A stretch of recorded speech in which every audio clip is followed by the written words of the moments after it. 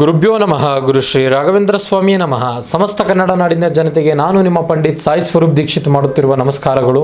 ಇವತ್ತಿನ ಈ ಒಂದು ವಿಡಿಯೋದಲ್ಲಿ ಜುಲೈ ತಿಂಗಳ ಮಕರ ರಾಶಿಯ ಮಾಸ ಭವಿಷ್ಯ ಹೇಗಿದೆ ಅಂತ ನಾವು ಈ ವಿಡಿಯೋದಲ್ಲಿ ತಿಳಿಸ್ಕೊಡ್ತೇನೆ. ಯಾರೆಲ್ಲ ಈ ಒಂದು ವಿಡಿಯೋ ನೋಡ್ತಾ ಇದ್ದೀರಾ ಕೊನೆವರೆಗೂ ವಿಡಿಯೋ ನೋಡಿ, ಹಾಗೂ ಹೆಚ್ಚಿನ ವಿಡಿಯೋಗಳಿಗಾಗಿ ನಮ್ಮ ಒಂದು ಯೂಟ್ಯೂಬ್ ಚಾನಲ್ನ ಲೈಕ್ ಮಾಡಿ, ಶೇರ್ ಮಾಡಿ ಹಾಗೂ ಸಬ್ಸ್ಕ್ರೈಬ್ ಮಾಡಿಕೊಳ್ಳಿ. ಉದ್ಯೋಗಿಗಳಿಗೆ ಈ ತಿಂಗಳು ಕಠಿಣ ಪರಿಶ್ರಮಗಳಿಂದ ಕೂಡಿರುವಂಥದ್ದು. 7ನೇ ಮನೆಯಲ್ಲಿ ಸೂರ್ಯ ಮತ್ತು ಮಂಗಳ ಸೇರೋದ್ರಿಂದ ಕಚೇರಿಯಲ್ಲಿ ನಿಮ್ಮ ಪ್ರಭಾವ ಹೆಚ್ಚಿದ್ರೂ ಸಹ ಮೇಲಧಿಕಾರಿಗಳಿಂದ ಸಣ್ಣ ಪುಟ್ಟ ಭಿನ್ನಾಭಿಪ್ರಾಯಗಳು ಮೂಡ್ತವೆ. ಆತುರದಲ್ಲಿ ಉದ್ಯೋಗ ಬದಲಾಯಿಸಬೇಕು ಎಂದು ಯೋಚನೆ ಮಾಡ್ತಾ ಇದ್ದರೆ ಸಡನ್ ನಿರ್ಧಾರ ತೆಗೆದುಕೊಳ್ಳಲು ಹೋಗಬೇಡಿ.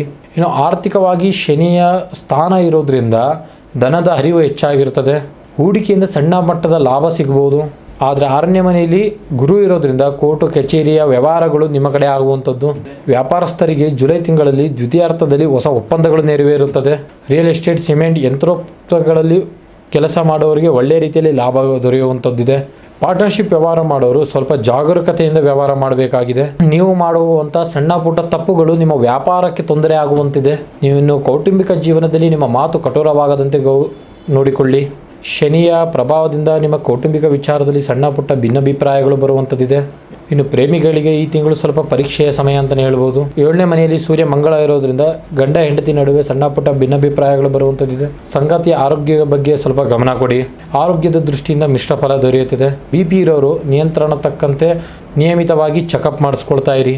ಪ್ರತಿದಿನದಂದು ಸಾಕಷ್ಟು ನೀರು ಕುಡಿಯಿರಿ, ಯೋಗ ಮಾಡಿ, ದಿನ ಚೆನ್ನಾಗಿರುತ್ತದೆ. ಈ ಒಂದು ರಾಶಿಯವರ ಪರಿಹಾರ ಮಾರ್ಗದ ಬಗ್ಗೆ ನೋಡೋದಾಯ್ತು ಅಂತ ಹೇಳಿದ್ರೆ, ಮಕರ ರಾಶಿಯ ಅಧಿಪತಿ ಶನಿ ಆಗಿರೋದ್ರಿಂದ ಪ್ರತಿ ಶನಿವಾರದಂದು ಶನೇಶ್ವರ ದೇವಸ್ಥಾನಕ್ಕೆ ಹೋಗಿ ಎಳ್ಳೆಣ್ಣೆ ದೀಪವನ್ನು ಹಚ್ಚಿ ಓಂ ಶನೇಶ್ವರಾಯ ನಮ ಮಂತ್ರವನ್ನು 108 ಬಾರಿ ಜಪ ಮಾಡಿ.